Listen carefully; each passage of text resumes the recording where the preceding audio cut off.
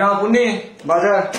বাজারে গেলে কি তুমি পায়ে আঠা আটকে চিপকে যাও নাকি হাত বেলা দোকানে কাটিয়ে দাও? ভাতটা কখন বসাবো আমি? বাড়িতে বসে তো শুধু মন্ত্র করলেই হয় না, না দাও তো একটা চা দাও দেখি। হ্যাঁ সারাদিন শুধু চা গেলে যাচ্ছে, শুধু চা গেলে যাচ্ছে, চা থেকে পুষ্টি সব।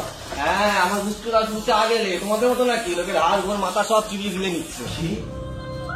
তুই আমার গোষ্ঠী তুলে কথা বলবি?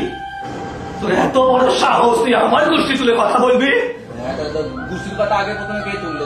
তুমি তো আমাদের গোষ্ঠী, আমি তো আমাদের কথাই বলছি। আমাদের গোষ্ঠীর আমি হতেও চাই না। একে তো বছরের পর বছর এখানে চাকরের মতো কাজ করছি, তারপর দুদিন পর তোমার দিদি চলে আসছে মাথা খারাপ করে দেওয়ার জন্য। শাড়িটা কোথা নিচে, কানে দুল কোথা নিচে, দেয়ালের রং কোথায় করেছি? দেয়ালের রং জিজ্ঞেস করবে না? আমি যা করি তোমার দিদি তো সব কপি করে। জানে না এটা তো ইন্ডিগো অ্যাক্রিলিক ল্যামিনেট, বাবারে বেস্ট একদম পুরো মার্কেটে ওয়াল শাইনের জন্য। কি superior quality, long lasting product. হ্যাঁ রঙের কন্ট্রাক্টরটাও বললো না একদম বেস্ট প্রোডাক্ট মার্কেটে, ইনডোর আউটডোর সবকিছুর জন্য ভালো। কিন্তু তোমার দিদিকে ইনফরমেশনটা আমি কেন দেবো? আমরা তো একটা অ্যাডের মতো করে বললাম না?